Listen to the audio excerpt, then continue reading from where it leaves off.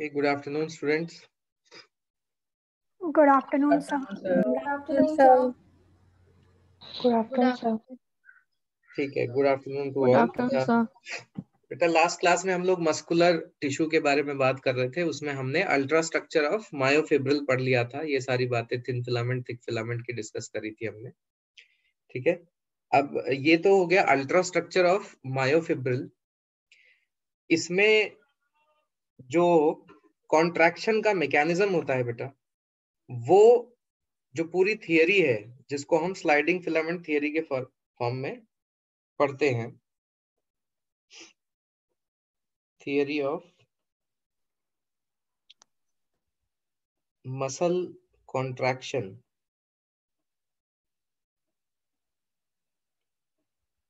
और इसको बोला जाता है sliding filament theory. Sliding filament theory जो है, इसको ऐसा नाम क्यों दिया गया है? बिकॉज जो थिन फिलामेंट है,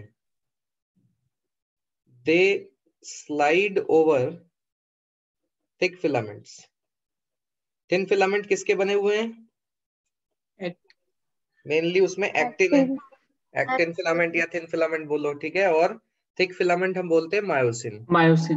तो हमने देखा कि जो, हाँ मैं बोल रहा हूँ, मायोसिन जो है बेटा, उसमें हमने देखा कि उसके पास हेड है और टेल है, और यहाँ इसके ऊपर इस तरह से, सपोज ये मैंने ऐसे थ्रेड लाइक बना दिया एक्टिन।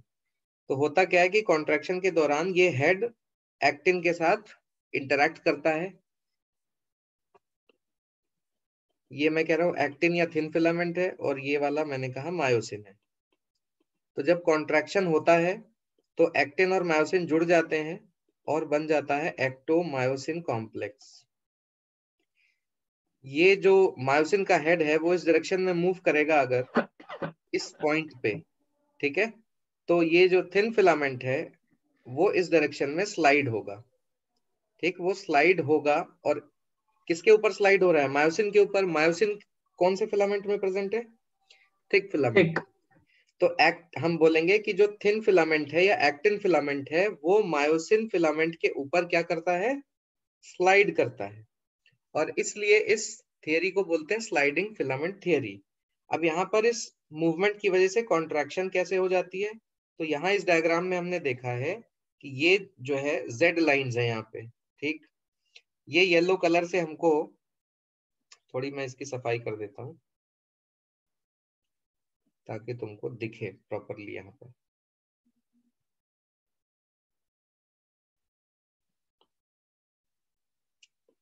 ये वाले कौन से फिलामेंट है? ये थिन फिलामेंट है, ठीक। और ये जो रेड वाला पोर्शन है ये थिक फिलामेंट है। अब इसमें तुम देख सकते हो बहुत सारे मायोसिन के हेड हैं, और ये सारे हेड्स जो हैं ये एक्टिन के साथ यहाँ जुड़ते जाएंगे, इस तरह से अटैच हो जाएंगे, और ये इस डायरेक्शन में खींचेंगे इधर के एक्टिन को, और बाकी दूसरी तरफ से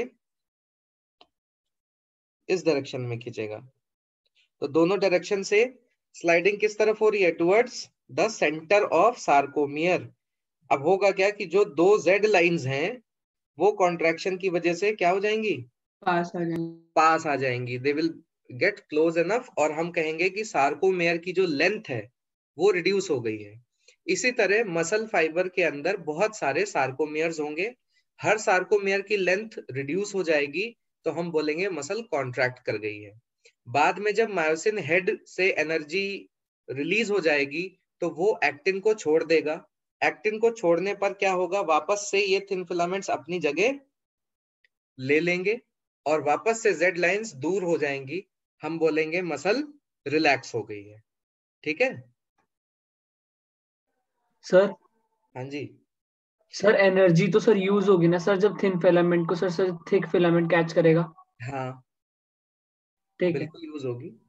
मायोसिन का जो हेड है उसमें एटीपी हाइड्रोलिसिस होता है ना, कल बात करी थी हमने। यस सर, बाइंडिंग हाँ, होती है। तो उसी से उसको एनर्जी मिलेगी। ओके। ठीक, मैंने यहाँ पर तुम्हें सिर्फ एक ब्रीफ आइडिया दिया है स्लाइडिंग फिलामेंट थ्योरी का, क्योंकि हम इससे मेनली डील करेंगे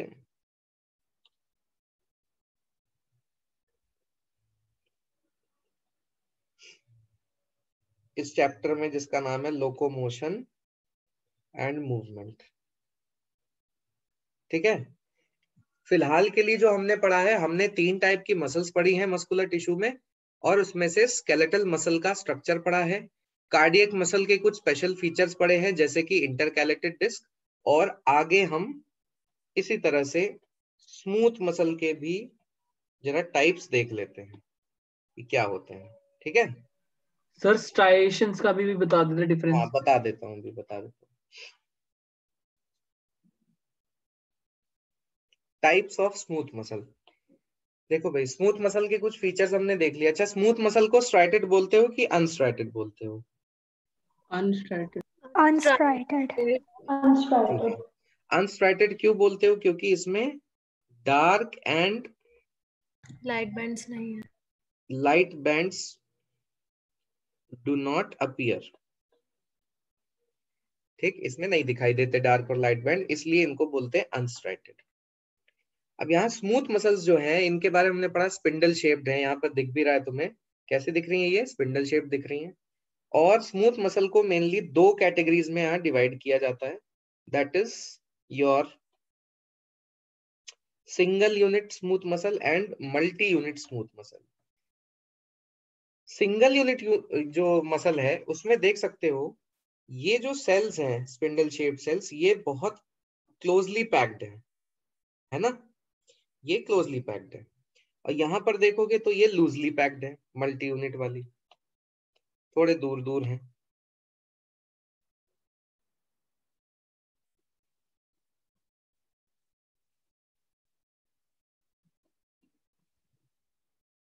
दूसरा जो डिफरेंस दिख रहा है यहाँ पर, सिंगल यूनिट मसल में ये जो नर्व सप्लाई है, ये वाली, इसमें ब्रांचिंग बहुत कम है। लेकिन यहाँ पर देखो मल्टी यूनिट वाले में क्या है, एक से ज्यादा, एक तो नर्व फाइबर्स एंड कर रहे हैं यहाँ पर, और बहुत सारी ब्रांचिंग हो रही है अलग अलग सेल्स के लिए। तो हम कह सकते हैं कि यहाँ पर each cell receives its own nerve supply. ठीक है, लेकिन ऐसी जरूरत यहाँ क्यों नहीं पड़ी सिंगल यूनिट वाले में? तो बेटा यहाँ पर एक कैरेक्टरिस्टिक जंक्शंस प्रेजेंट होते हैं जो हमने पढ़े थे, गैप जंक्शन, याद है? सेल जंक्शन हमने पढ़े थे कि वो किसका कैरेक्टर होता है? एपिथेलियल टिश्यू का। Epithelial tissue. वहीं पे मैंने ये कहा था कि एपिथेलियल टिश्यू में क्या होगा कि सारे ही टाइप के सेल जंक्शन प्रेजेंट होंगे, लेकिन इसका मतलब ये नहीं है कि जो अदर टिश्यूज हैं उनमें सेल जंक्शंस नहीं है, उनमें भी सेल जंक्शन प्रेजेंट होंगे, बट कुछ स्पेसिफिक टाइप के स्पेसिफिक फंक्शन के लिए। जैसे यहाँ पर हम शो कर रहे हैं, ये सेल्स के बीच में प्रेजेंट है गैप जंक्शंस।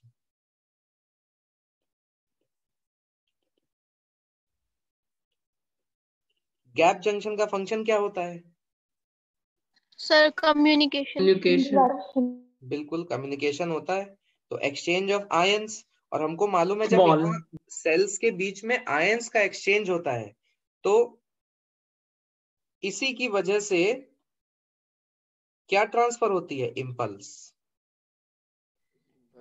ठीक है ना? तो जो single unit smooth muscle tissue है, उसमें ये जो न्यूरॉन है, न्यूरॉन की जो एंडिंग है, उसने इस सेल को स्टिमुलस दिया, ए को, यहाँ पर बी को दिया, तो फटाफट क्या होगा, इनसे जो स्टिमुलस है वो ट्रांसफर होता जाएगा इन सेल्स के अंदर, यहाँ से इसको मिल गया, यहाँ से इसको मिल गया। तो इस तरह गैप जंक्शंस के थ्रू सारे ही सेल्स को स्टिमुलस मिल जाएगा, और इनको सिंगल यूनिट इसीलिए कहा जा रहा है क्योंकि सब एक साथ कॉन्ट्रैक्ट कर जाएंगी। So they will contract as a single unit. लेकिन वहीं पर मल्टी यूनिट में क्या हो रहा है, ये वाली जो सेल है ये डिफरेंट टाइम पे कॉन्ट्रैक्ट करेगी, ये वाले डिफरेंट पे करेगी, ये डिफरेंट पे करेगी, क्योंकि इनकी सबकी जो नर्व एंडिंग्स हैं वो सेपरेट हैं। यस सर, अगर इसमें मायोफिब्रिल्स नहीं होते तो ये कॉन्ट्रैक्ट या रिलैक्स कैसे करते? मायोफिब्रिल्स नहीं होते? ये किसने कहा मायोफिब्रिल नहीं होते? सर मतलब ये डार्क बैंड। सर मैंने डार्क यहाँ बैंड्स और मैंने यहाँ पर क्या लाइट लिखा है, band. Dark and light bands do not appear, ये थोड़ी लिखा है दे आर एब्सेंट, या हम ये कहें कि जो प्रोटीन्स हैं मसल प्रोटीन्स वो एब्सेंट हैं, ऐसा थोड़ी कहा मैंने। सर अपीयर नहीं होते बस। हाँ अपीयर नहीं होते, अरेंज नहीं है ना उस फॉर्म में। चलो मैं तुम्हें दिखा देता हूँ अंदर कैसे अरेंज होते हैं। ये एक स्मूथ मसल सेल है, ठीक है। अब इसमें क्या है,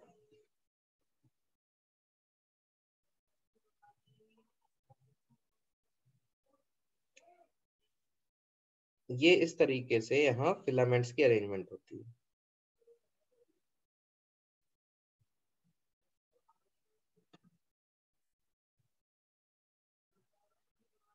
ऐसे। तो इसमें ये थिक फिलामेंट थिन फिलामेंट ऐसे अरेंज होते हैं, लेकिन इसकी वजह से ना यहाँ बैंड्स नहीं दिखाई देते, ठीक है। यस। ये वाली जो अपीयरेंस है ना, इसकी वजह से बैंड्स नहीं दिखाई देते। अब इसके अंदर ठीक है मसल के फिलामेंट्स प्रेजेंट है,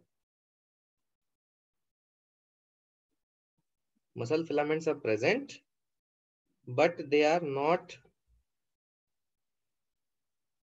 arranged in such a way to give appearance of light and dark bands, ठीक है। तो कॉन्ट्रैक्शन यहाँ पे होगी, of course muscle filaments present हैं, एक्टिन मायोसिन प्रेजेंट है। एक्टिन मायोसिन ओके बेटा सभी सेल्स में होती है, ठीक है, यस। सिर्फ मस्कुलर टिश्यू में नहीं होती। अच्छा ठीक है, तो यहाँ पर हम डिस्कस कर रहे थे सिंगल यूनिट और मल्टी यूनिट की बात। तो मल्टी यूनिट में क्या है कि गैप जंक्शंस नहीं है, या अगर है भी तो कहोगे ना के बराबर है, इक्का दुक्का किसी के बीच में हो गया तो यहाँ मैं रिलेटिवली बात कर रहा हूँ तो बोलूंगा गैप जंक्शन किसमें प्रेजेंट है, mainly single unit. Single unit में। मल्टी यूनिट में गैप जंक्शन नहीं है। तो एग्जाम्पल क्या है, मल्टी यूनिट स्मूथ मसल कहाँ पाई जाती होंगी हमारे बॉडी में, और सिंगल यूनिट कहाँ पाई जाती हैं। तो सिंगल यूनिट मसल ज्यादातर विसरल ऑर्गन्स में पाई जाती हैं, जैसे कि हमारी जो गैस्ट्रोइंटेस्टाइनल ट्रैक्ट है, या जिसको हम बोलते हैं एलिमेंट्री कैनाल। गैस्ट्रोइंटेस्टाइनल ट्रैक्ट के लिए मैंने यहाँ लिखा है GIT, ठीक है। फिर यूरिनरी ब्लैडर है, किसी को पता है यूरिनरी ब्लैडर की मसल का नाम? Detrusor muscle. डेट्रूसर मसल बोलते हैं, ठीक है, यूरिनरी ब्लैडर की मसल को। इसके अलावा जो बॉडी में ब्लड प्रेशर रेगुलेशन होता है वो किसका डायमीटर कंट्रोल करता है, आर्टरीज का और वेन्स का, है ना, बेसिकली आर्टरीज। तो आर्टरीज और वेन्स में जो स्मूथ मसल उनकी वॉल में प्रेजेंट होती हैं वो सिंगल यूनिट होती हैं। कि पूरी जो आर्टरी है वो एक यूनिट की तरह कॉन्ट्रैक्ट करेगी, तब तो उसका ओवरऑल जो ल्यूमेन डायमीटर है वो रिड्यूस होगा। मल्टी यूनिट कहाँ पाए जाते हैं, तो मल्टी यूनिट पाए जाते हैं आपके आइरिस में, आपके सीलियरी मसल्स में, जितने हमने एक्सेप्शन पढ़े थे ना, एरेक्टर पिलाई मसल्स में, और इसके अलावा तुम बोलोगे लार्जर आर्टरीज, जो सबसे बड़ी आर्टरीज हैं, लार्जर आर्टरीज एंड वेन्स, यानी किसकी बात हो रही है, aorta and vena cava. Aorta and vena cava. हाँ एओर्टा एंड वेना कावा। तो एओर्टा एंड वेना कावा जो है, वहां पर जो मल्टी यूनिट स्मूथ मसल है वो बस हार्ट से कितना ब्लड निकल रहा है या हार्ट में कितना आ रहा है उसको थोड़ा बहुत रेगुलेट करती है, लेकिन मेनली जो बॉडी में ब्लड प्रेशर रेगुलेशन का काम है वो किसकी वजह से हो रहा होगा, सिंगल यूनिट स्मूथ मसल, क्योंकि ज्यादातर जो आर्टरीज और वेन्स हैं उनमें single unit smooth muscle present होगी, ठीक है। तो ये डिफरेंस है बेटा आपका सिंगल यूनिट स्मूथ मसल और मल्टी यूनिट स्मूथ मसल में। इसके अलावा एक डिफरेंस और है,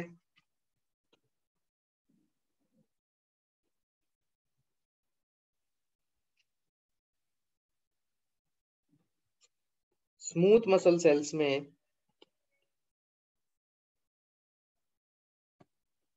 एक प्रोटीन होता है कैल्मोड्यूलिन, हो सकता है क्वेश्चन करते समय कहीं किसी ऑप्शन में दिख जाए तुम्हें कैल्मोड्यूलिन। इसके नाम से कुछ पता चल रहा है किससे इंटरेक्ट करता होगा? देखो कैल्शियम से। कैल्शियम से करता है, बिल्कुल। तो स्केलेटल मसल में कौन करता है कैल्शियम से इंटरेक्ट? टीपीसी। टीपीसी। टीपीसी। यानी इसमें टीपीसी नहीं होता, मतलब टीपी नहीं होता, ट्रोपोनिन नहीं होता, ठीक है। तो smooth muscles they have calmodulin instead of troponin for muscle contraction. तो ये बात ध्यान रखना, ठीक। Now let us come to some terms. कुछ टर्म्स हम क्लियर कर लेते हैं और इस तरह से हमारा ये जो टिश्यू मस्कुलर टिश्यू है वो खत्म होगा, फिर हम नर्वस टिश्यू पे आ जाएंगे। देखो सार्को वर्ड मैंने तुम्हें बताया, सार्को वर्ड यूज होता है मसल के लिए, या बेसिकली अगर सार्को की मीनिंग जानोगे तो उसको हम फ्लैश के लिए यूज करते हैं सार्को वर्ड। नाउ सार्कोप्लाज्म का मतलब क्या हुआ? Sarcoplasm is the cytoplasm of muscle cell. Muscle cell के साइटोप्लाज्म को सार्कोप्लाज्म कहते हैं। इसी तरह sarcoplasmic reticulum SR is the SER of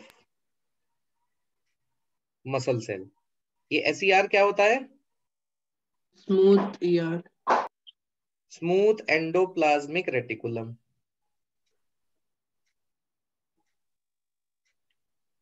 And it acts as calcium store house of cell. तो SER का भी फंक्शन पूछा जाए तो आप बता सकते हो कि उसमें कैल्शियम स्टोर्ड होता है, और मसल के लिए जो कैल्शियम चाहिए कॉन्ट्रैक्शन के समय, वो कैल्शियम कहाँ से आ रहा होता है? सार्कोप्लाज्मिक रेटिकुलम से, जो कि SER है। सार्कोजोम ये क्या होते हैं? Sarcosomes are the mitochondria of muscle cell. Yes, these are the mitochondria of muscle cells. बिल्कुल ठीक बात है। Sarcolemma is the plasma membrane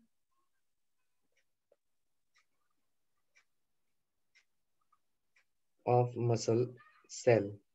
सार्कोसाइट्स या मायोसाइट्स, ऑफ कोर्स ये किसकी सेल, बात मसल होगी? सेल। ये टिपिकल मसल सेल है। दो टर्म्स और यहाँ पर आती हैं, हाइपरट्रोफी एंड हाइपरप्लेसिया। देखो ट्रोफी का मतलब होता है साइज, और हाइपर मतलब होता है इंक्रीज। अगेन हाइपर मतलब इंक्रीज, और यहाँ प्लेसिया का मतलब होगा नंबर, ठीक। तो हाइपरट्रोफी का मतलब क्या हुआ? Increase in size. तो मसल के रेस्पेक्ट में मैंने यहाँ क्यों लिखा है? क्योंकि muscle cells do not divide. तो अगर ये डिवाइड नहीं करती हैं तो ग्रो कैसे कर रही होती है मसल?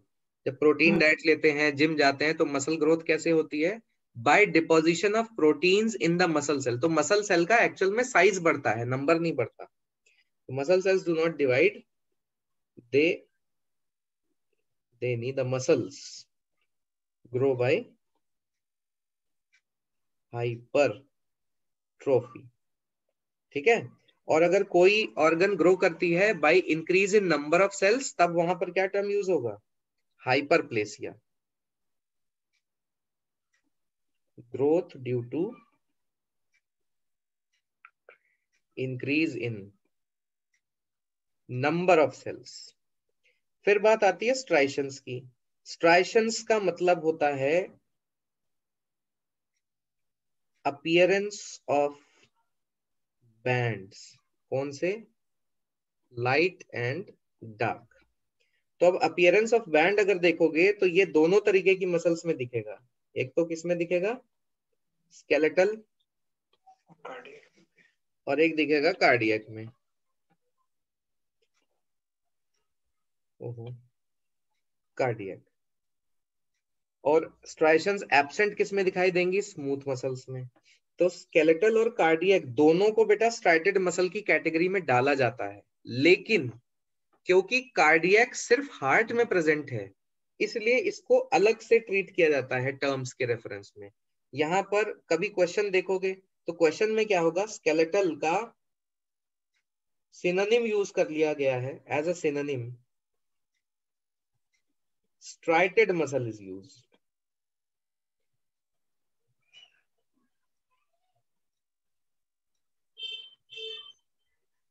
अब कोई क्वेश्चन मान लो ऐसा है जिसमें क्वेश्चन में दिया है स्ट्राइटेड मसल के बारे में कुछ पूछा जा रहा है, और वो जो फीचर है वो स्केलेटल और कार्डियक के लिए कॉमन है, एंड ऑल्सो किसी ऑप्शन में बोथ दिया हुआ है, तब उसका आंसर क्या लोगे?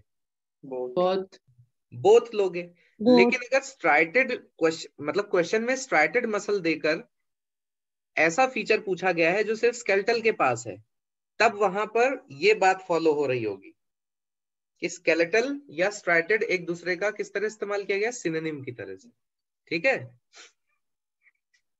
तो ये जब क्वेश्चन देखोगे क्वेश्चन के हिसाब से इसमें आंसर लगाना पड़ेगा बेटा। सर यस, तो मसल्स के पास रीजनरेशन पावर होती है? वैसे तो अगर सीधे सीधे पूछा जाए मसल में रीजनरेशन पावर है तो बोलोगे नहीं है, लेकिन स्मूथ मसल्स रीजनरेट करती हैं क्योंकि उनके पास पेरिसाइट्स होते हैं। Okay sir. एक ओब्लिक ब्रांचेस, अच्छा ओब्लिक ब्रांचेस ये सिर्फ प्रेजेंट होती हैं ओनली किसमें, कार्डियक मसल्स में।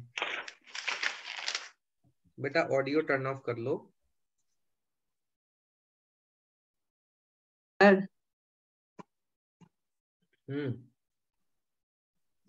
जो बंदे जिम करते हैं वो बोलते हैं कि एक्सरसाइज करने के बाद ना मसल और उनको टाइम चाहिए मतलब हील होने में, इसलिए थोड़ा रेस्ट, वो क्या सही बोलते?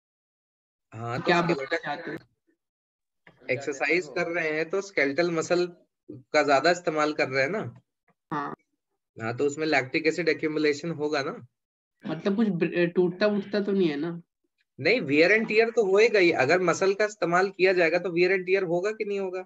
बिल्कुल होगा। रीजनरेट कैसे करेगी? रीजनरेट नहीं करती है, मतलब मैं ये थोड़ी होगा कि सेल डैमेज हो गई। सेल के अंदर प्रोटीन्स काम कर रहे हैं ना, तो प्रोटीन में ये होगा वियर एंड टियर।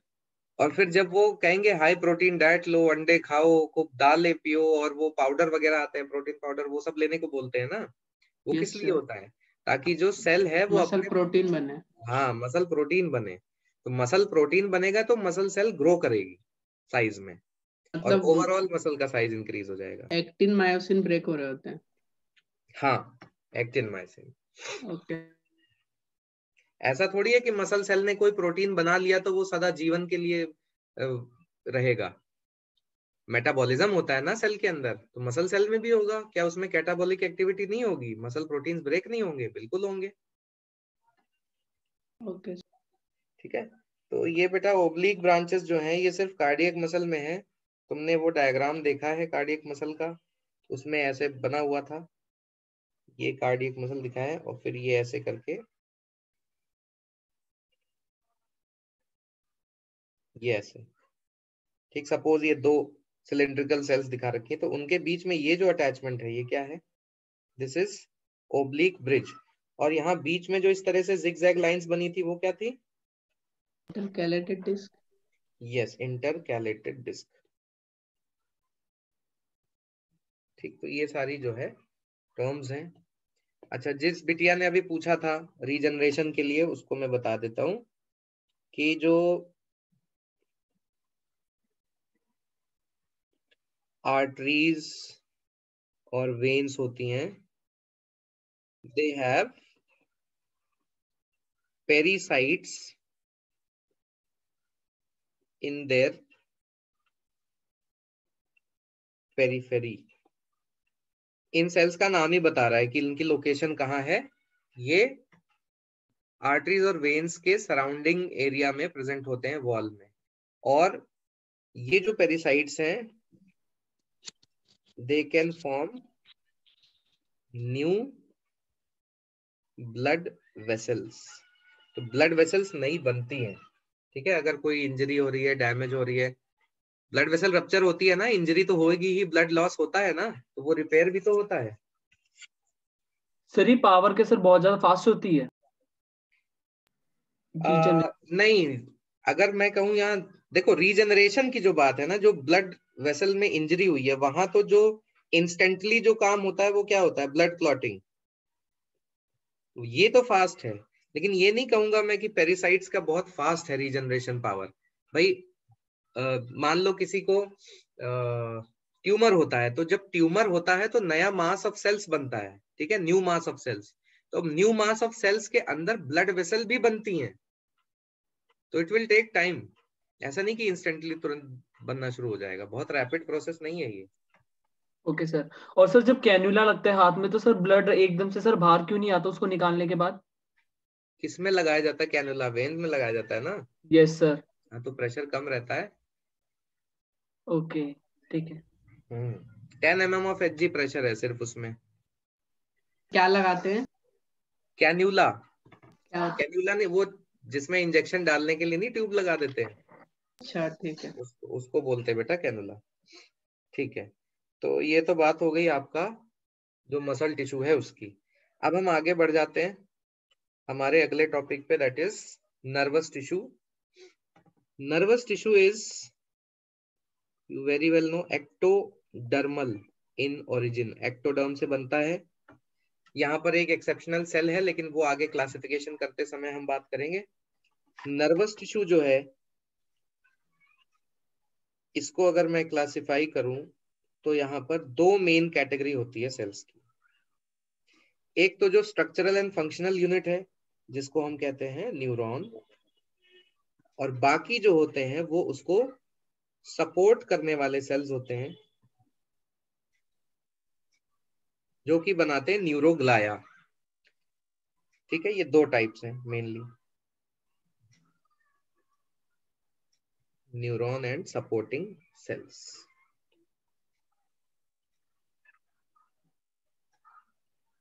न्यूरॉन में अगेन मेनली दो पार्ट होते हैं।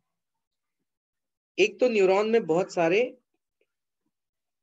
प्रोजेक्शंस होते हैं, या हम उनको प्रोसेसेस बोलते हैं, या हम उनको बोलें कि वो फाइबर लाइक स्ट्रक्चर्स हैं, neurites. which are called as,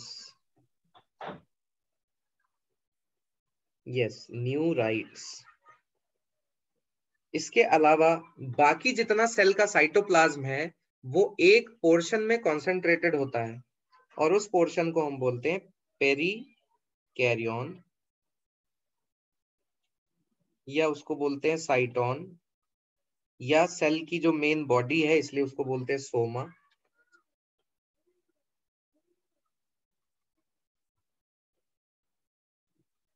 ये दो हिस्से। न्यूराइट्स ये फर्दर दो टाइप के होते हैं, डेंड्राइट्स एंड एक्सॉन।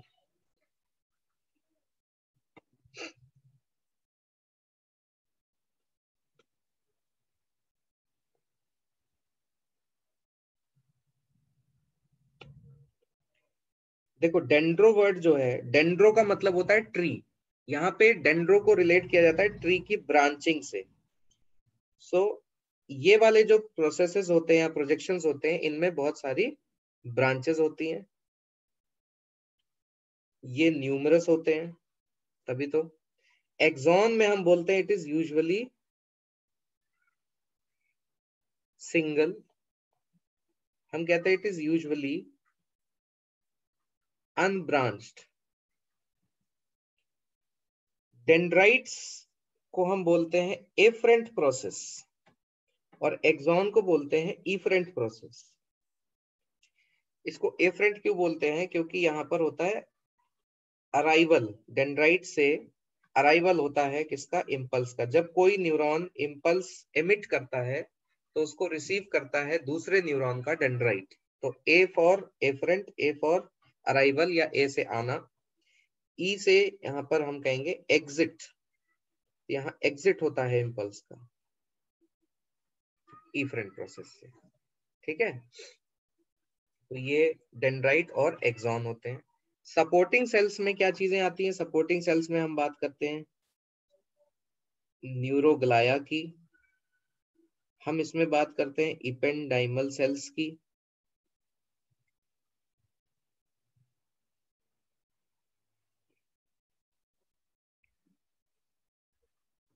ठीक है, और इसमें हम बात करते हैं न्यूरो सेक्रीटरी सेल्स की। कुछ ऐसे भी न्यूरॉन्स होते हैं जो सेक्रीशन करने लगते हैं हॉर्मोन्स का, जैसा कि हमने पढ़ा है हाइपोथैलेमस जो है हमारा ब्रेन का पार्ट है, लेकिन वो हार्मोन सेक्रीट करता है। तो ब्रेन का पार्ट है तो न्यूरॉन होगा ना, और वहां पर न्यूरॉन्स के पास क्या फीचर है? Secretion of hormones.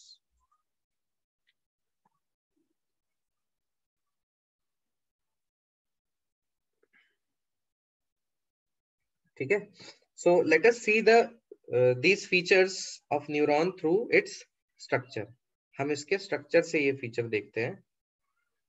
ये है एक टिपिकल न्यूरॉन, यहां पर देख सकते हो ये डेंड्राइट है। इसको मैंने क्या बोला? इसको मैंने बोला efferent. These dendrites they are branched। ये देखिए ब्रांचिंग है इसमें कितनी सारी। ये वाला जो बेटा पार्ट है इसमें देख सकते हो ज्यादातर जो साइटोप्लाज्मिक पोर्शन है वो यहीं पर कॉन्सेंट्रेटेड है, बाकी तो प्रोजेक्शन ही है, चाहे डेंड्राइट हो और या फिर ये वाला जो प्रोजेक्शन है जिसको हम कहते हैं एक्सॉन वो। So this region is called perikaryon. इसको पेरिकैरियन क्यों बोल रहे हैं?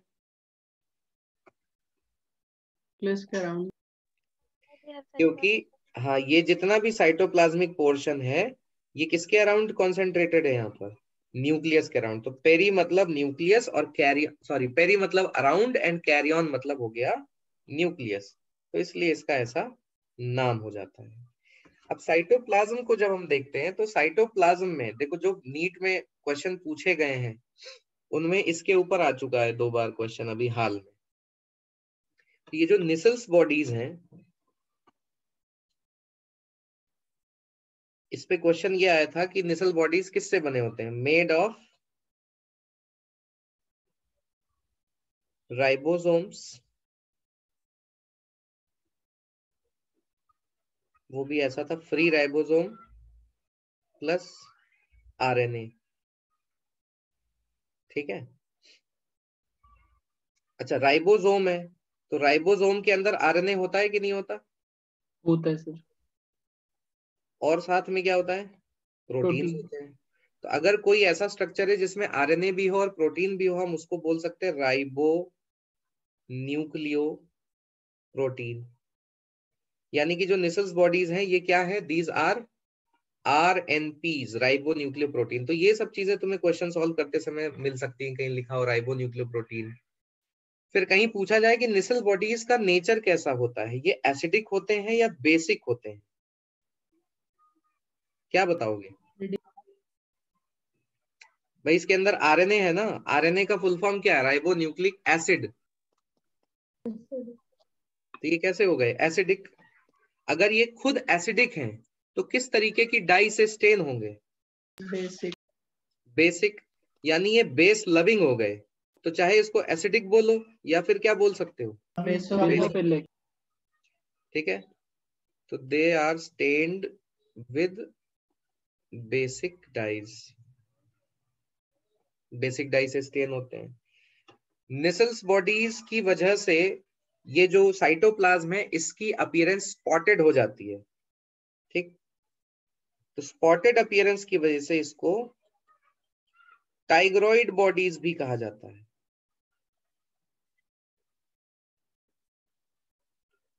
Spotted appearance.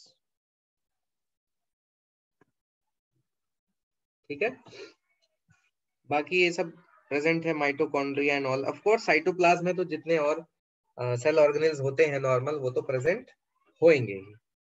नाउ इसमें साइटोस्केलेटन भी प्रेजेंट होता है अंदर। यहाँ पर बहुत सारे फाइब्रल्स होंगे ऐसे बीच बीच में, और वो इस तरह से कंटिन्यू हो जाएंगे किसके अंदर? एक्सॉन के अंदर।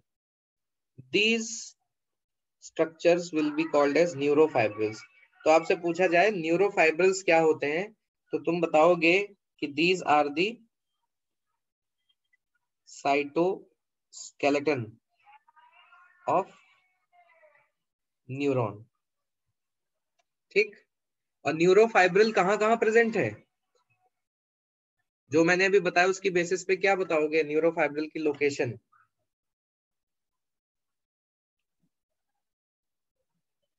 साइटोन में है और एक्सॉन में। एक्सॉन में है। ठीक, अब ये जो लॉन्गेस्ट प्रोसेस होता है न्यूरॉन का उसको हम बोलते हैं एक्सॉन। और आपको पता है एक्सॉन जो है वो यूजुअली, मैंने यहाँ पर क्या लिखा है, मैंने लिखा है यूजुअली अनब्रांच्ड। इसका मतलब किसी केस में ब्रांच भी होता होगा। ठीक है, तो हम यहाँ पर अनब्रांच्ड या ब्रांच जब भी बात कर रहे हैं इन दोनों के बीच में, तो ये भी अगेन रिलेटिव बात हो गई। अब इस डायग्राम में मैंने जो एक्सॉन का डायग्राम यहाँ लगा रखा है, यहाँ देखो ये क्या निकली हुई है साथ में, कोलेटरल ब्रांच निकली हुई है। ठीक, तो यूजुअली ब्रांच्ड है, लेकिन यूजुअली अनब्रांच्ड है, but sometimes it can be branched. और ये जो ब्रांच निकलती है इसको बोलते हैं कोलेटरल ब्रांच। फिर एक्सॉन जब एंड करता है तो भी ब्रांच हो जाता है। जिस तरह से डेंड्राइट्स में ब्रांचिंग हो रही है उसी तरह से एक्सॉन के एंड में भी ब्रांचिंग हो जाती है। और क्योंकि ये एंड स्ट्रक्चर्स होते हैं एंड पर, तो एंड के लिए वर्ड यूज होता है टीलो, और ब्रांचिंग के लिए क्या वर्ड यूज होता है?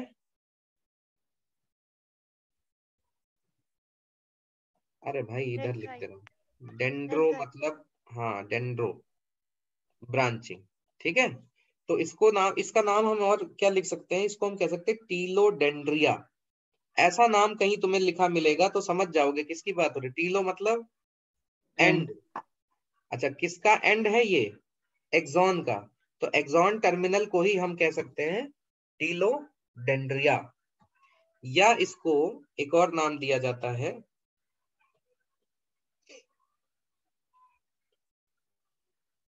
टर्मिनल आर्बोराइजेशन।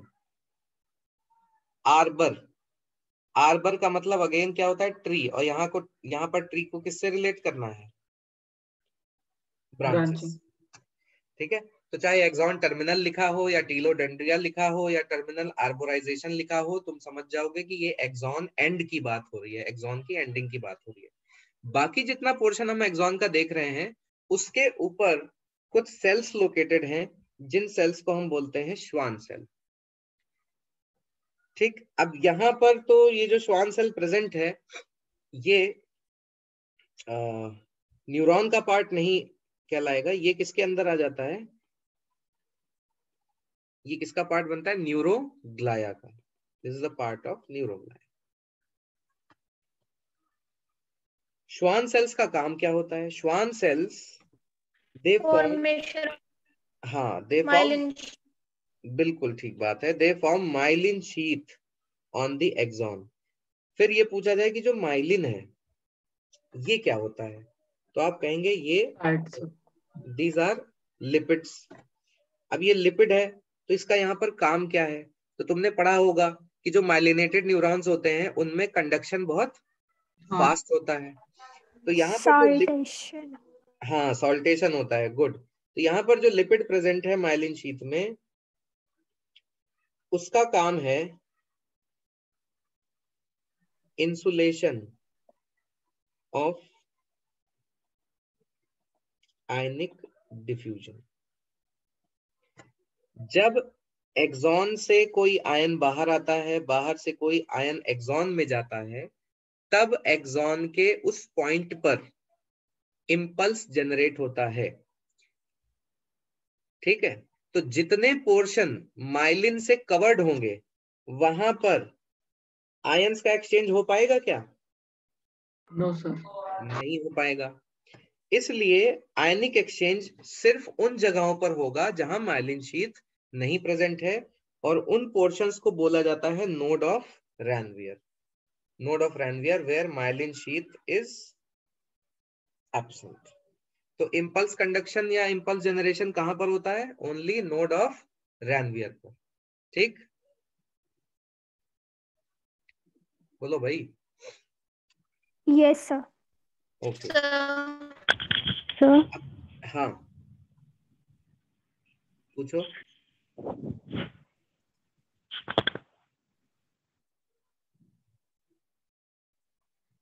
अच्छा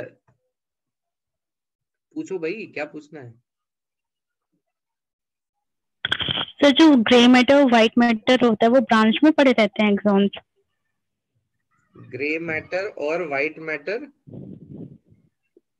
हाँ वो हाँ सर, जो होता है वो एक्सॉन होते हैं सर, वो ब्रांच में होते हैं।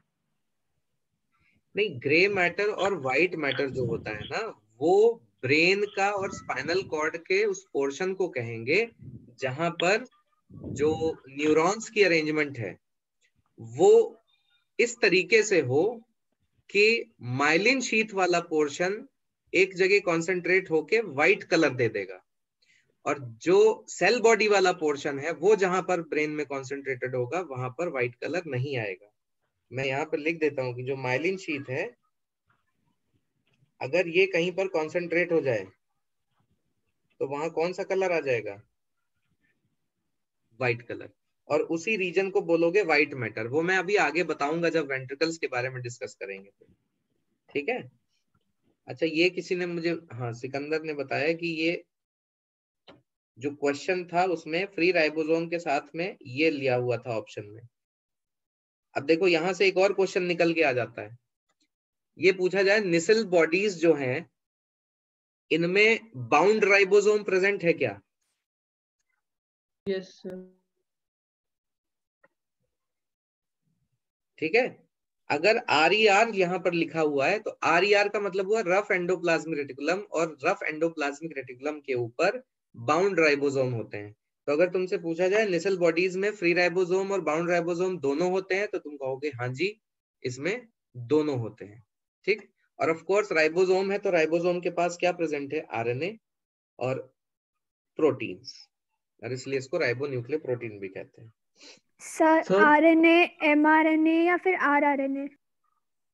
राइबोसोम में कौन सा होना चाहिए? RNA। बस राइबोसोमल RNA ही होगा ना इसमें। Sir okay sir. Yes. Sir जो इम्पल्स जनरेशन होता है सर वो नोड ऑफ रेनवियर से भी हो जाता है? इम्पल्स जनरेशन नहीं, इम्पल्स कंडक्शन। कंडक्शन।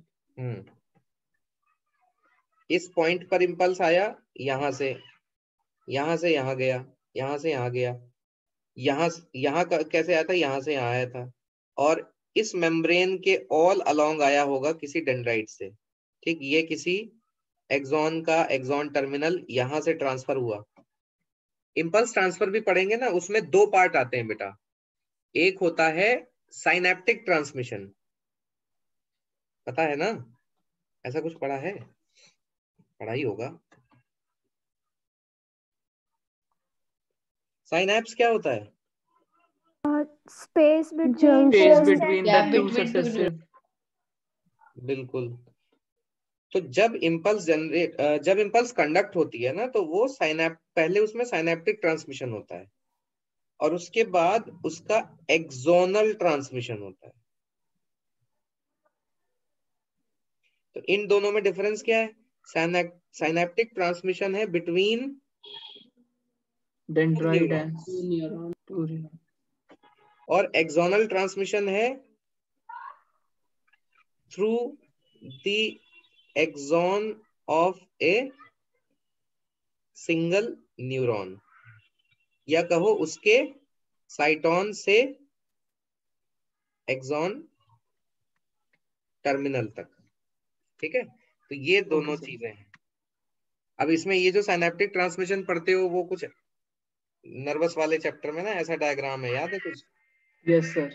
हाँ, तो ये एक का डेंड्राइट है, ये एक का एक्सॉन है, यहाँ से एक्सॉन ट्रांसफर। है। यस और सर। उसके बाद एक डायग्राम ऐसा भी दिखा रखा है ना, यहाँ चैनल्स बना बना के, याद है कुछ? कि यहाँ से यहाँ सोडियम अंदर आता है यस है ना, फिर सर। ये वाला चैनल ओपन हो गया तो ऐसे ट्रांसफर। ये वाला जो है ये क्या है? एक्सोनल है। और ये वाला क्या है? साइनेप्टिक। ये साइनेप्टिक है। तो इसके बारे में आगे बात करेंगे, अभी तो हम स्ट्रक्चर पे फोकस कर रहे हैं।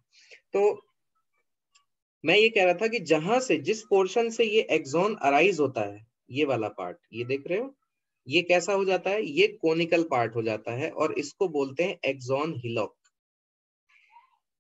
तो आपसे पूछा जाए ये एक्सॉन हिलॉक क्या है?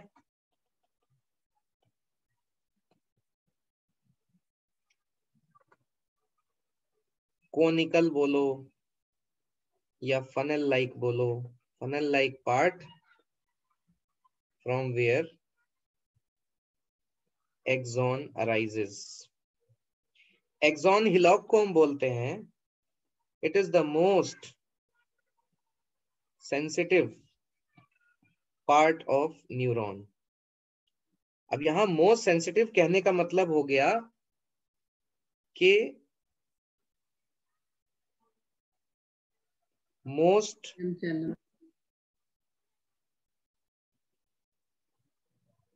नहीं लिखता हूं, लिख देता हूं higher concentration of sodium channels.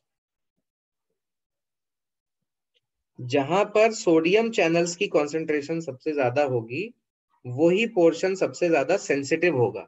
यानी अगर थोड़ा भी सोडियम कॉन्सेंट्रेशन वहां पर चेंज होगा तो उसकी वजह से पोटेंशियल में चेंज आ जाता है, और इसलिए एक्सॉन हिलॉक वाला जो पोर्शन है उसको कहा जाता है कि वो सबसे सेंसिटिव पोर्शन है न्यूरॉन का. ठीक है, अरे बोलो भाई, यस सर तो बोल दो. Yes sir. Yes sir. Yes sir. ठीक है, अब यहां पर दो टर्म्स और आती हैं. एक है एक्सोलेमा और एक है न्यूरिलेमा. न्यूरिलेमा या न्यूरोलेमा, दोनों में से कुछ भी लिखा हो सकता है, दोनों ठीक है. तो याद है प्लाज्मा लेमा का मतलब क्या हुआ? Plasma membrane. ठीक है ना, तो एक्सोलेमा का मतलब क्या हो जाएगा? Axon membrane. Axonal membrane. And what about neurilemma? Neurilemma जो है ये श्वान सेल की शीथ को बोलते हैं. मतलब जितना पोर्शन श्वान सेल का इसको कवर कर रहा होता है एक्सॉन को, उसका बाहरी हिस्सा कहलाता है न्यूरिलेमा. और इसलिए जो है ना, श्वान सेल को हम कहते हैं न्यूरिलेमोसाइट्स.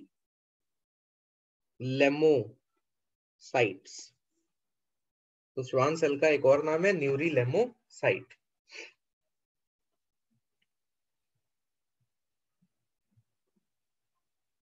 ये एक्सॉन है, ये इसके ऊपर श्वान सेल प्रेजेंट है. श्वान सेल ने अंदर की तरफ खूब सारी ऐसी लेयर्स बना दी होती है लिपिड की, अपनी प्लाज्मा मेम्ब्रेन की. तो इसको क्या बोलते हो? इसको बोलते हो माइलिन शीथ. और ये जितना हिस्सा बाहर का ये बचा हुआ है श्वान सेल वाला, ये वाला, इसको क्या बोलते हो? इसको बोल सकते हो न्यूरिलेमा. ठीक है,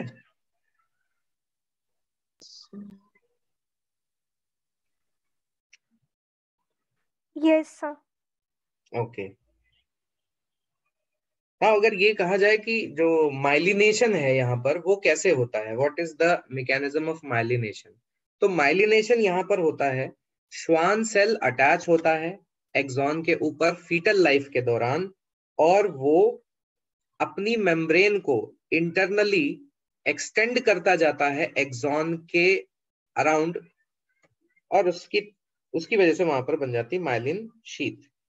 अगर मैं तुम्हें इसको सेक्शनल व्यू में दिखाऊं तो ये एक बेटर डायग्राम होगा दिखाने के लिए. ये देखिए, ये एक्सॉन है. ठीक, हम क्या देख रहे हैं? सेक्शन. अरे भाई मान लो कि यहां से कट कर लिया, ठीक, यस सर.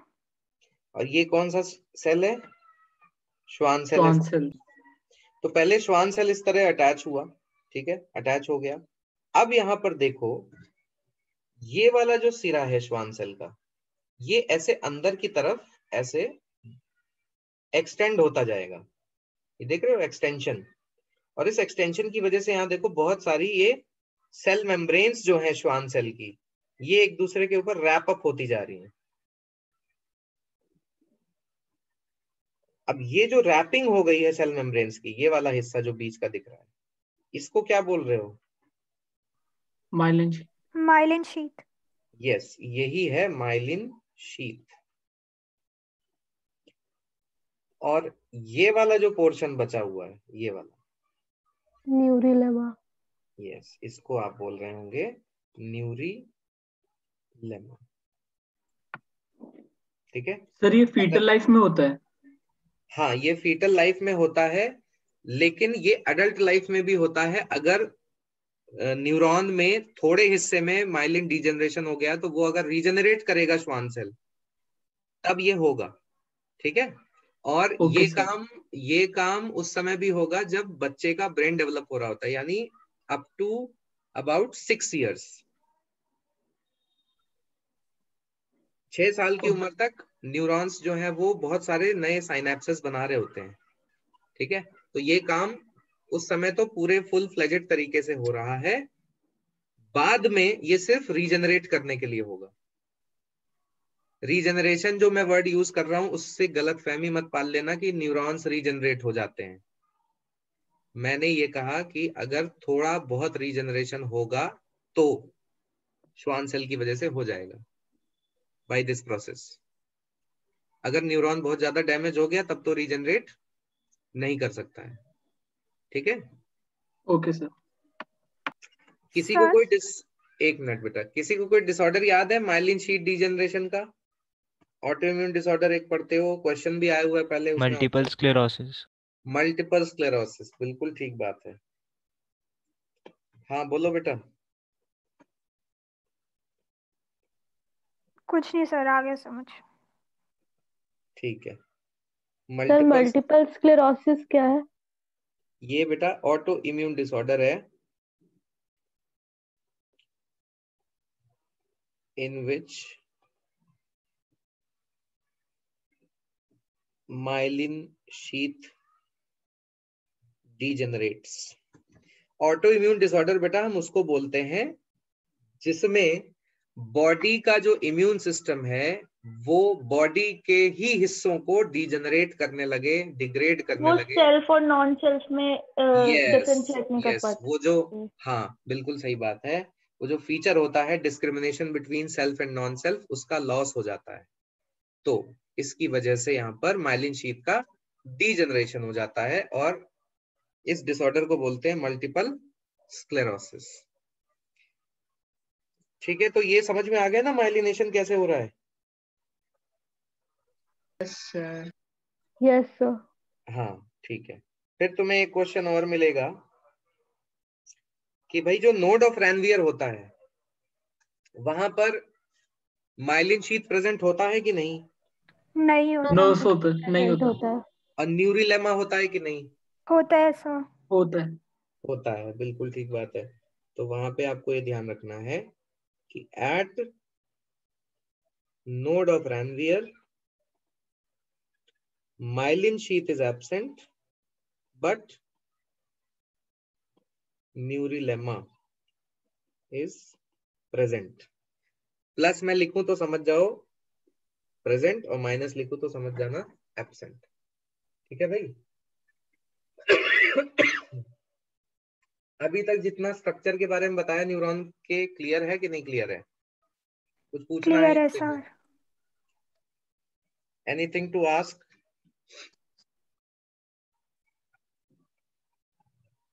ठीक है, आगे बढ़ते हैं हम। अब हम क्लासिफाई करेंगे बेटा टाइप्स ऑफ न्यूरॉन को, कि न्यूरॉन कितने टाइप के होते हैं।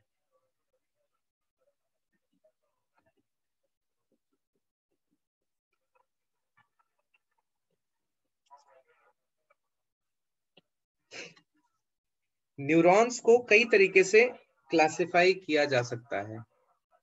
Someone is asking. अच्छा, न्यूरोलेमा कैसे प्रेजेंट होता है ये मैं बना के दिखा देता हूँ, चलो।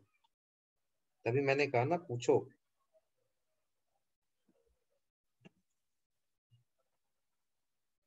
ये ऐसे प्रेजेंट होता है। सपोज ये मैंने एक्सॉन को एक्सटेंड कर दिया और ये है माइलिन शीथ और ये है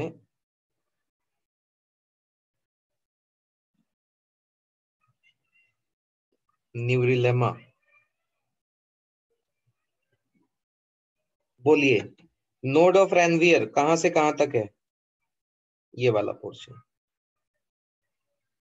ठीक है ना?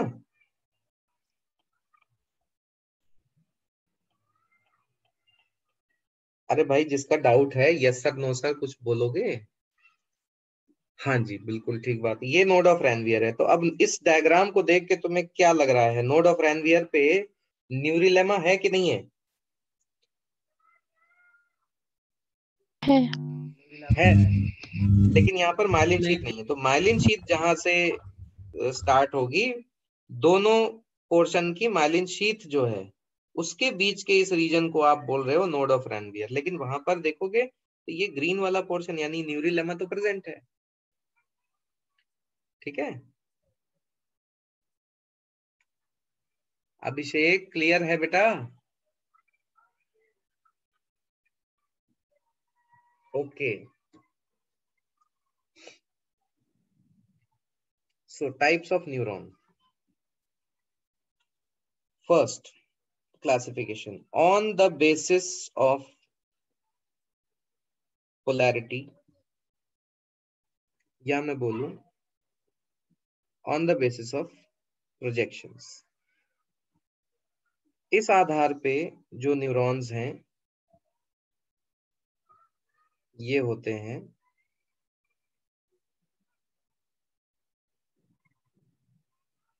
5 तरीके के। एपोलर या non polar,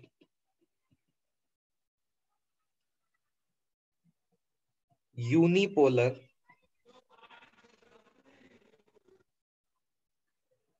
pseudo unipolar, bipolar and multipolar. ठीक, ये 5 तरीके के न्यूरॉन्स हैं on the basis of polarity और प्रोजेक्शन। यहाँ पोलैरिटी का मतलब क्या हुआ कि कौन सा पार्ट न्यूरॉन के पास है जो इंपल्स को रिसीव कर रहा है या इंपल्स को एमिट कर रहा है, सिग्नल को रिसीव कर रहा है या सिग्नल को एमिट कर रहा है, उस बेसिस पे। तो जब पहली बार एनिमल किंगडम में न्यूरॉन बना था तो कौन से फाइलम में बना था? सीलेंट्रेटा में बना था, हाइड्रा वाला जो ग्रुप है, ठीक है? अच्छा, पहली बार जब न्यूरॉन बना तब उसमें पोलैरिटी बहुत अच्छे से डिफाइन नहीं थी। धीरे धीरे इवॉल्व होता है ना, कोई भी स्ट्रक्चर बनता है। तो सपोज ये इस तरह से स्टार शेप सेल्स बने, ये न्यूरॉन्स, और इनमें क्या था कि ये जो प्रोजेक्शन है वो इम्पल्स को रिसीव भी कर रहा था, एमिट भी कर रहा था। रिसीव भी कर रहा है, एमिट भी कर दे रहा है, ये भी रिसीव कर सकता है, एमिट भी कर सकता है। तो यहाँ पर हम क्लियरली डिफाइन नहीं कर सकते कि कौन सा डेंड्राइट की तरह काम कर रहा है, कौन सा एक्सॉन की तरह काम कर रहा है। और ऐसे न्यूरॉन को इसलिए हमने कह दिया एपोलर या नॉन पोलर। फिर बात आती कि भैया कहाँ प्रेजेंट है, तो तुमने बता दिया, फॉर एग्जाम्पल हाइड्रा, या कहो फाइलम सीलेंट्रेटा। हाइड्रा डिप्लोब्लास्टिक होता है कि ट्रिप्लोब्लास्टिक होता है? डिप्लोब्लास्टिक। डिप्लोब्लास्टिक। यानी कि सीलेंट्रेट्स में एक तो एक्टोडर्म है और एक एंडोडर्म। तो यहाँ पर जो एपोलर न्यूरॉन्स हैं ये बनाते हैं नर्व नेट। ऐसे बहुत सारे न्यूरॉन्स हैं, ये आपस में एक जाल जैसा स्ट्रक्चर बना देते हैं, नेट लाइक स्ट्रक्चर बना देते हैं। और एक नर्व नेट एक्टोडर्म में होता है और एक नर्व नेट एंडोडर्म में होता है। तो सीलेंट्रेट्स के अंदर कितने नर्व नेट हो जाएंगे? टोटल 2। और उन सब के अंदर कैसे न्यूरॉन्स प्रेजेंट हैं? एपोलर। फिर बात आती है यूनिपोलर की। देखो यूनिपोलर में क्या है कि ये मान लो सेल बॉडी है और इसके पास एक ही प्रोजेक्शन है। अब एक ही प्रोजेक्शन है तो यही इम्पल्स को रिसीव कर रहा है, यही एमिट कर रहा है। तो जैसा कि इसका स्ट्रक्चर है, यूनी मतलब सिंगल प्रोजेक्शन, तो इसलिए इसका नाम हो गया यूनिपोलर। कहाँ पाया जाएगा ये? एम्ब्रियन cells of retina. बिल्कुल, ये पाया जाता है एम्ब्रियोनिक स्टेजेस में, embryonic stages of vertebrates and higher invertebrates. Higher invertebrates. ये हायर इनवर्टिब्रेट्स कौन से होते हैं? अपना ये Echinodermata mollusca। हाँ, इकाइनोडर्मेटा मोलस्का, ये वाले जो ग्रुप्स हैं ये सब हायर कैटेगरी के हैं, हायर इनवर्टिब्रेट्स कहलाते हैं। अब आती है बात सूडो यूनिपोलर की। भाई ये सूडो यूनिपोलर क्या है? तो देखो, देखने में तो ये यूनिपोलर जैसा ही है, एक ये सेल बॉडी और ये इसका प्रोजेक्शन, लेकिन होता क्या है कि आगे चल के प्रोजेक्शन ऐसे ब्रांच हो गया दो पार्ट में। So half part becomes dendrite and half part becomes like axon. इसलिए इसको, ये पूरी तरीके से यूनिपोलर जैसा नहीं है, इसलिए इसको सूडो यूनिपोलर बोल दिया गया। ये कहाँ पाया जाएगा? Dorsal root ganglion. गैंग्लियन।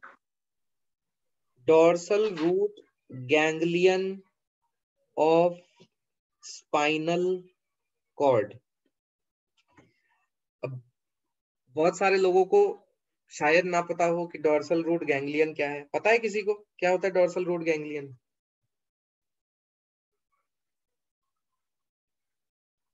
इसका मतलब क्या हुआ? Ganglion, dorsal root.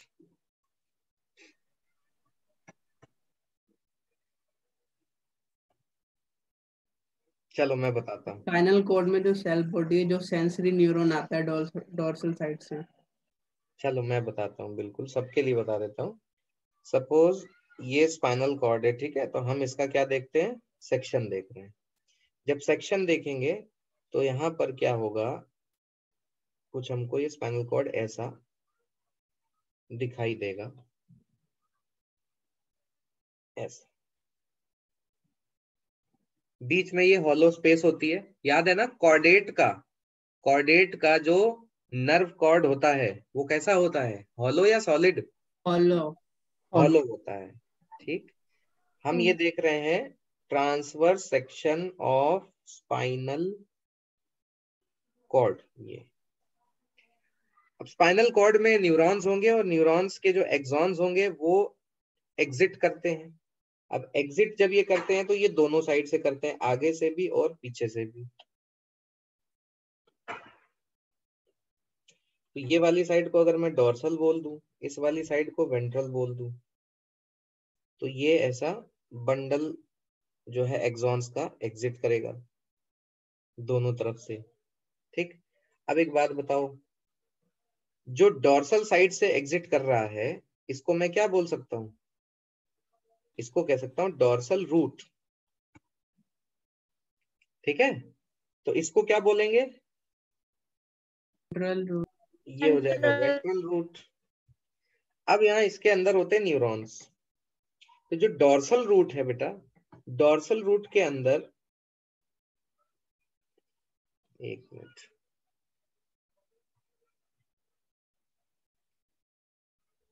जो न्यूरॉन है वो कुछ इस तरीके का दिखाई देता है।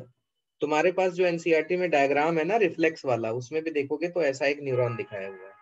अब ये न्यूरॉन देख के तुम्हें क्या लगता है कैसा होगा? ये सूडो यूनिपोलर। सूडो यूनिपोलर है, बिल्कुल।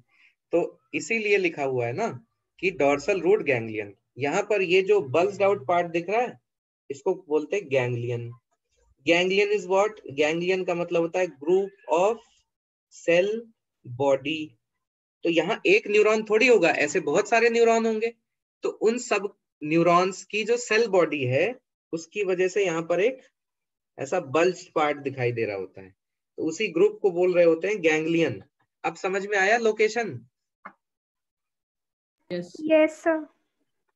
हम इस डायग्राम में क्या देख रहे हैं? इस डायग्राम में देख रहे हैं TS of spinal cord. Spinal cord का सेक्शन देखोगे, स्पाइनल कॉर्ड के डोर्सल साइड से और वेंट्रल साइड से नर्व्स का बंडल निकलता है, और उस पूरे बंडल को हम क्या बोल रहे होते हैं? रूट।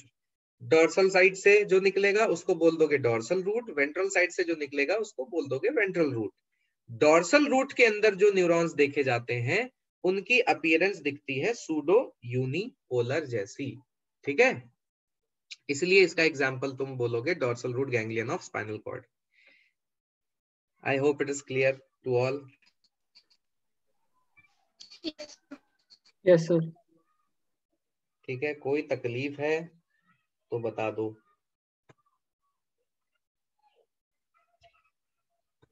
सर एक बार और समझा दो।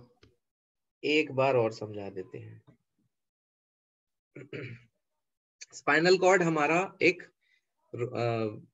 ऐसा है ना, सिलिंड्रिकल स्ट्रक्चर।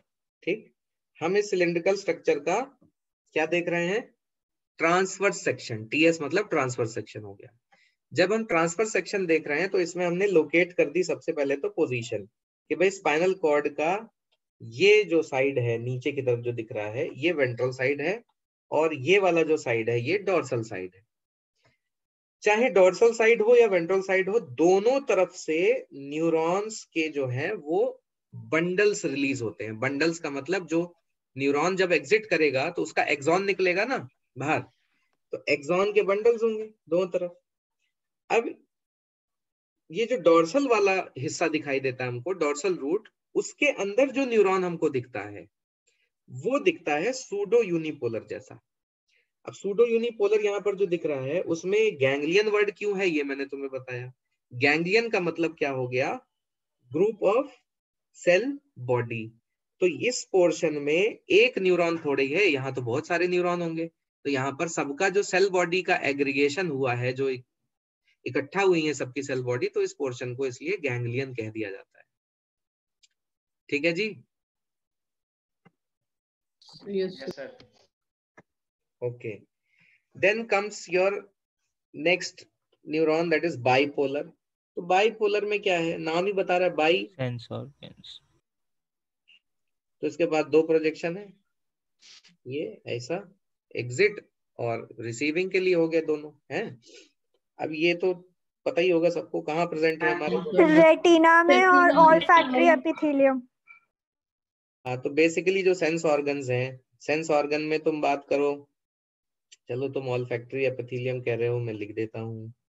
और तुमने ये नहीं बोला ऑर्गन ऑफ गॉड है कोटाई में, फिर तुमने चलो ये बोल दिया रेटिना। रेटिना में बाइपोलर लेयर होती है ना पूरी, बाइपोलर न्यूरॉन्स की, तो ये हो गए बाय। और बाकी जितने भी न्यूरॉन्स हैं हमारे, मेजॉरिटी वो कौन से होते हैं? मल्टीपोलर। और इस वाले फोटो में जो हमने देखा ये कौन सा है?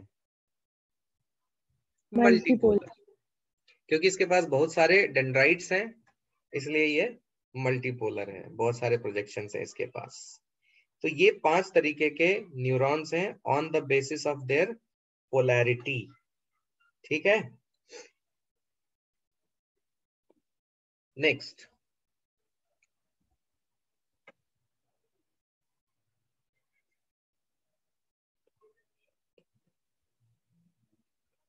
On the basis of function. तो फंक्शन की बेसिस पे 3 टाइप के न्यूरॉन्स होते हैं, सेंसरी, मिक्स्ड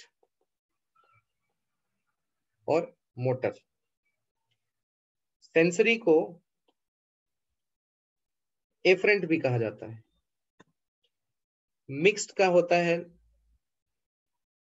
इंटर न्यूरॉन, और मोटर को कहा जाता है इफरेंट। अब एफरेंट और इफरेंट से कुछ समझ में आ रहा होगा।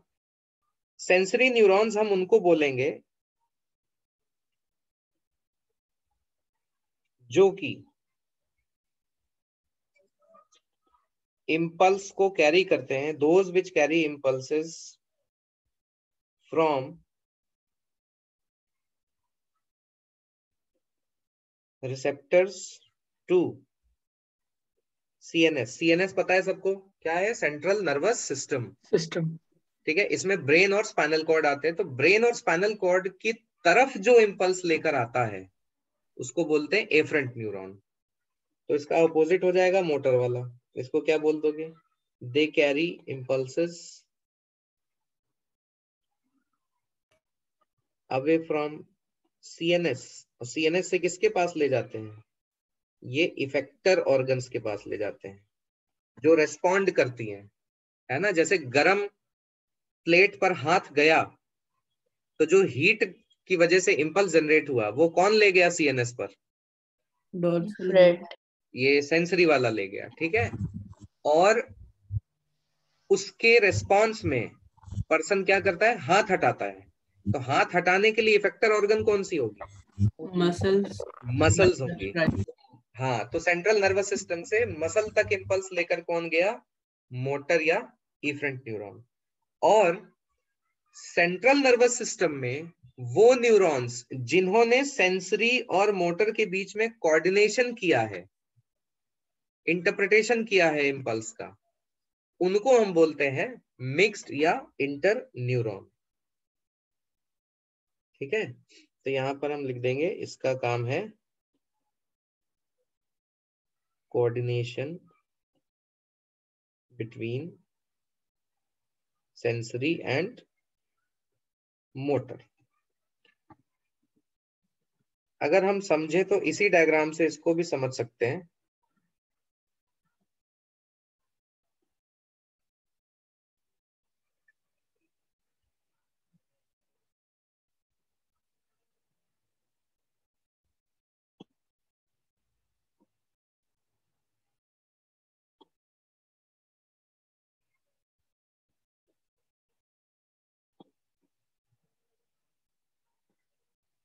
चलो ठीक है, ये जो डॉर्सल रूट है इसमें सूडो यूनिपोलर है, ठीक।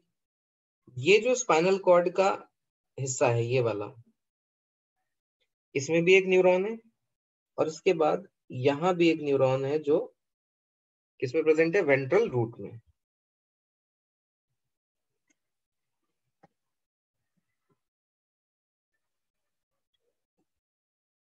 रिसेप्टर से जो इंपल्स रिसीव होगा वो जाएगा डॉर्सल रूट के थ्रू, किसमें? स्पाइनल कॉर्ड में। ये क्या है? स्पाइनल कॉर्ड है। वहां पर ये बीच में कौन प्रेजेंट है? इंटरन्यूरॉन। ये इंटरन्यूरॉन है। तो इसका मतलब ये जो अंदर हमने पढ़ा सूडो यूनिपोलर वाला, इसका नेचर भी हमको पता चल गया कि on the basis of function ये कैसा है?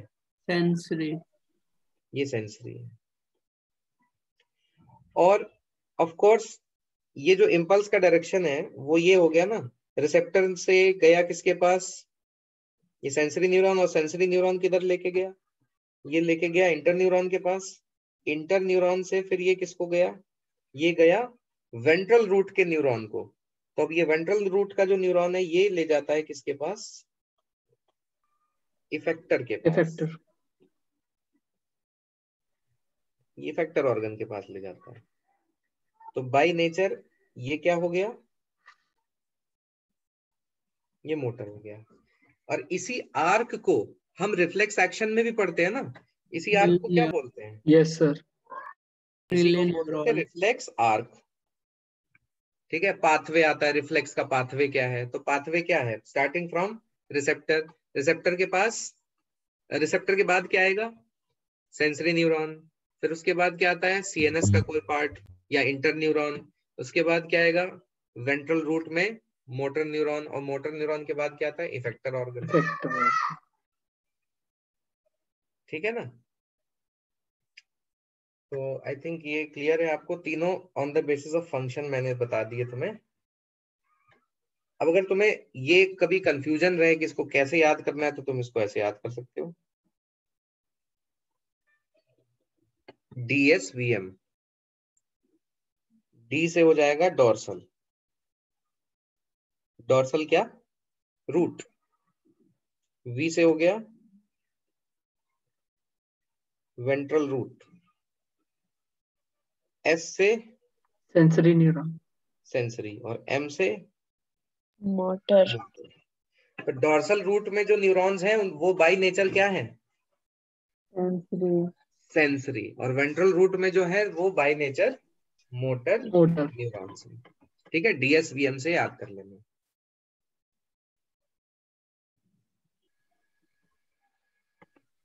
हो गया बेटा? कुछ पूछना है इसमें?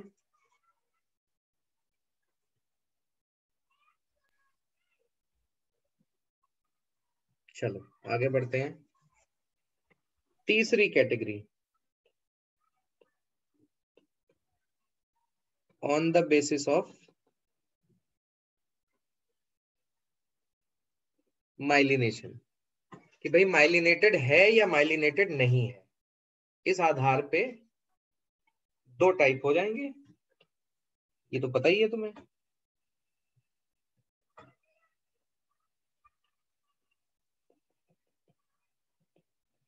माइलिनेटेड एंड नॉन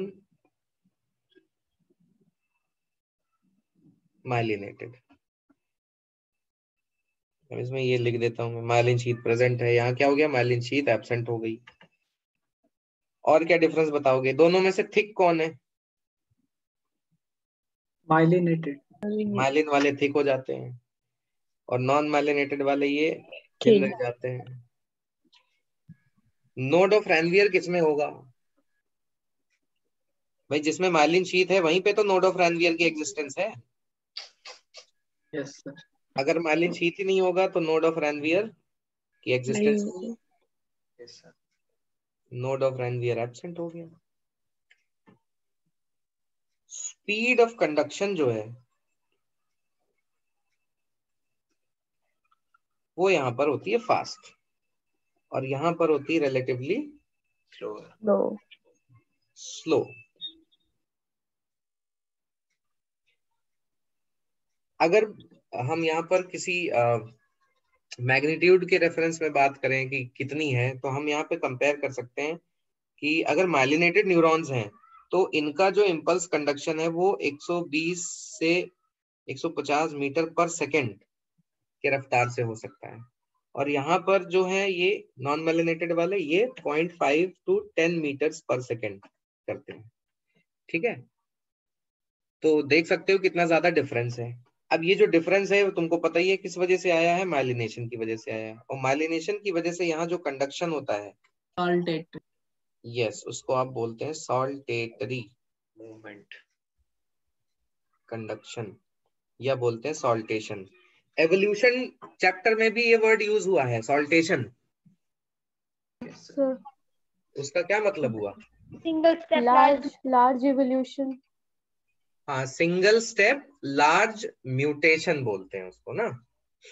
सडन जो आ जाए, सडनली जो आ जाए, जंप करके जो आ जाए, जैसे कूदते हैं तो सडनली हम किसी एक जगह पर एक लोकेशन से दूसरे पे पहुंच गए, इसलिए जो है ये वर्ड आ रहा है सॉल्टेशन। सॉल्टेशन का मतलब जंपिंग होता है। और अब इसको हम कंपेयर कर लेते हैं कैसे। सपोज ये एक्सॉन है माइलिनेटेड का और ये एक्सॉन है नॉन माइलिनेटेड का। यहाँ माइलिन शीथ प्रेजेंट है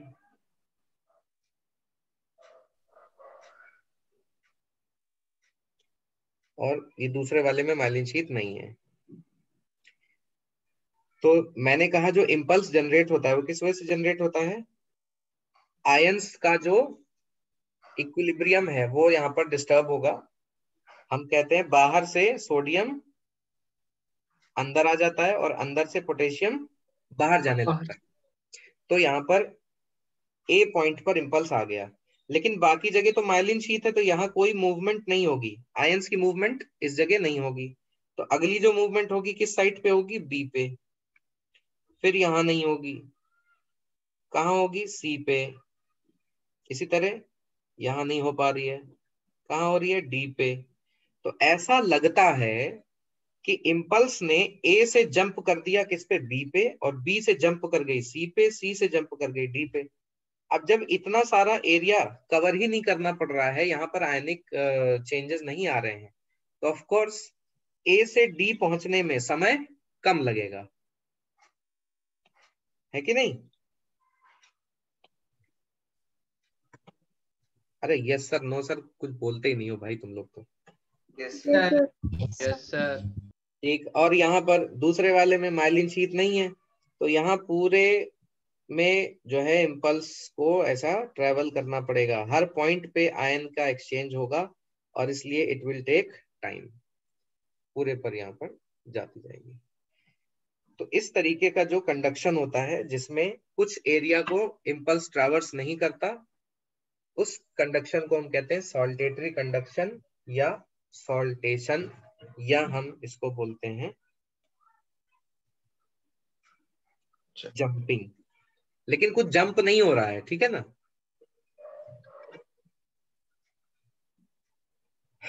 तो ये बेटा आपका कैटेगरी है न्यूरॉन्स की। ये तीन बेसिस पे हमने डिवाइड किया, on the basis of polarity, on the basis of function and on the basis of myelination. आगे बढ़े। Yes sir. ठीक, अब आ जाते हैं हम लोग सपोर्टिंग सेल्स पे। तो सपोर्टिंग सेल्स में बेटा हमने बात करी कि इनके पास प्रेजेंट होते हैं न्यूरोग्लिया। सबसे पहले इसमें वो एनसीईआरटी वाली लाइन लिख देते हैं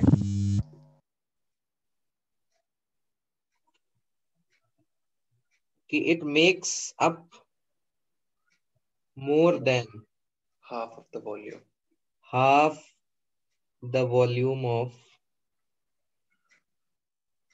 nervous tissue.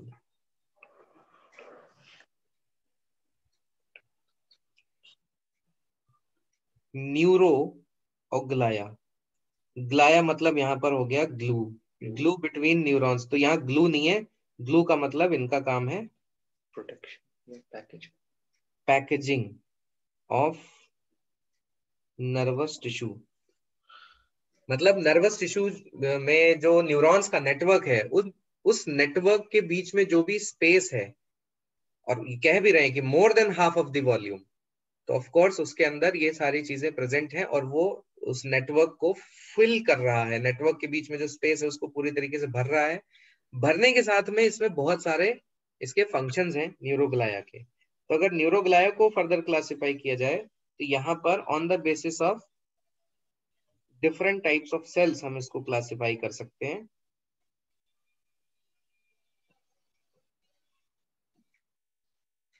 कुछ सेल्स का ग्रुप यहाँ कहलाता है मैक्रोग्लाया और कुछ सेल्स हैं जो कहलाते हैं माइक्रोग्लाया। अब पूरा का पूरा जो नर्वस टिश्यू है वो बना तो एक्टोडर्म से है, लेकिन यहाँ पर ये वाली जो सेल है माइक्रोग्लाया, ये एक्सेप्शनली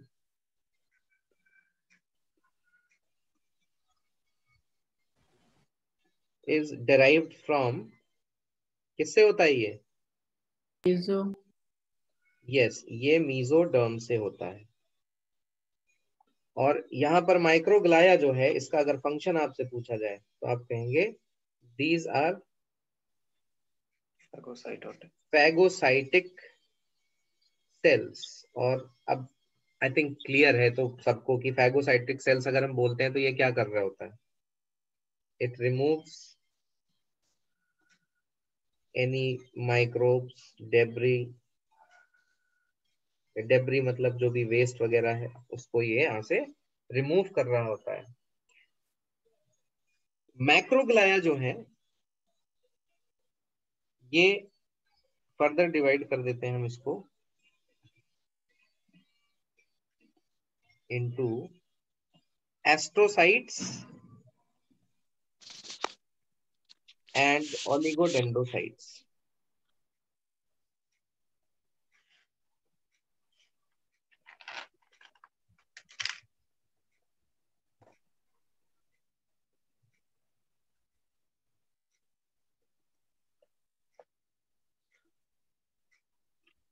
ठीक है। अब ये जो एस्ट्रोसाइट है, जैसा कि इनका नाम बता रहा है, एस्ट्रो मतलब क्या हो गया? स्टार। तो ये हो गए स्टार शेप्ड सेल्स। बेसिकली ये जो एस्ट्रोसाइट्स हैं, इनका जो मेन काम है वो है they provide blood brain barrier. yes, they provide protection to neurons by forming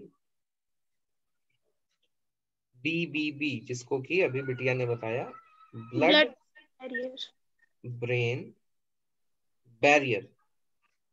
देखो जो नर्वस टिश्यू है ये बहुत डेलिकेट है। अगर इसमें थोड़ा भी डैमेज हो जाता है न्यूरॉन्स वगैरह, तो आपको पता है न्यूरॉन्स अपने आप को रीजनरेट अच्छे से नहीं कर पाते, न्यूरॉन्स दोबारा डिवाइड नहीं करते, थोड़ा बहुत डैमेज होता है तो चलो रीजनरेट हो जाता है, श्वान सेल्स वगैरह उसमें मदद कर देते हैं। तो कोई भी जो सब्सटेंस नर्वस टिश्यू में आना है, नर्वस टिश्यू की जो फ्लूइड है, इंटरस्टिशियल फ्लूइड, उसमें जो भी सब्सटेंस आना है उसको चेक कौन करेगा? उसको चेक करेगा एस्ट्रोसाइट।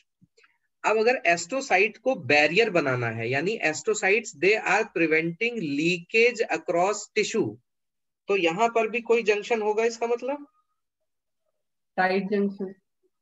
बिल्कुल सही बात है। सो दे हैव टाइट जंक्शंस, और यही जो टाइट जंक्शंस हैं ये क्या बना रहे होते हैं? ब्लड और ब्रेन के बीच में बैरियर। यानी एस्ट्रोसाइट जिन सब्सटेंसेस को, जिन चीजों को अलाउ करेगा इंटरस्टिशियल फ्लूइड में आने के लिए, वो ही सिर्फ आ सकेंगे, बाकी चीजें यहाँ पे नहीं आएंगी। इसके अलावा astrocytes they also secrete neurotrophic factors for growth and differentiation। Nervous tissue का जो ग्रोथ है, उसमें जो भी ग्रोथ होनी है, जो डिफरेंशिएशन होना है, उसके लिए जो रिक्वायर्ड न्यूरोट्रोफिक फैक्टर्स हैं, नाम ही बता रहा है न्यूरो और ट्रॉफिक। ट्रॉफिक मतलब होता है रिलेटेड टू न्यूट्रिशन, रख रखाव के लिए जो भी फैक्टर्स इन्वॉल्व है वो ये सेक्रीट करेगा। और क्योंकि ये इंटरस्टिशियल फ्लूइड के अंदर जो भी सब्सटेंसेस आ रहे हैं ब्लड में से, उनका आना जाना रेगुलेट कर रहा है, तो इसका मतलब ये और क्या काम कर सकता है? ये रेगुलेट कर रहा होगा इंटरस्टिशियल फ्लूइड की आयनिक कॉन्सेंट्रेशन को। यानी हम बोलेंगे कि ये आयंस की एक कॉन्सेंट्रेशन को मेंटेन कर रहा है, that is called ionic homeostasis. तो इस तरीके की टर्म्स लिखी हुई मिले तो समझ जाना किस बारे में बात हो रही है। Next is your oligodendrocyte. Oligo का मतलब बेटा होता है फ्यू, ओलिगोसैकेराइड है ना, फ्यू यूनिट्स ऑफ मोनोसैकेराइड। तो ओलिगो मतलब हो गया फ्यू, डेंड्रो मतलब क्या बताया? ब्रांचिंग, और साइट मतलब हो गया सेल। यानी ये जो सेल्स हैं इनके पास फ्यू ब्रांचेस हैं रिलेटिव टू एस्ट्रोसाइट। इसको किससे डिफरेंशिएट कर रहे हैं हम? एस्ट्रोसाइट से। तो एस्ट्रोसाइट्स के पास, अब भैया ये तो स्टार शेप्ड सेल है ना, तो इसके पास तो बहुत सारी ब्रांचिंग होगी, मैं डायग्राम बना के भी दिखाऊंगा आगे। तो ओलिगोडेंड्रोसाइट का कोई आपसे फंक्शन पूछे तो आप कहेंगे formation of myelin in CNS. वाह, very good. Formation of myelin sheath in CNS, central nervous system में माइलिन शीथ जो बनती है एक्सॉन्स के ऊपर, वो बनाता है ओलिगोडेंड्रोसाइट। तो श्वान सेल कहाँ बनाता होगा? पीएनएस में। PNS में बनाता है। तो ये नोट पॉइंट लेकर आज का हम समापन करेंगे। श्वान सेल्स जो हैं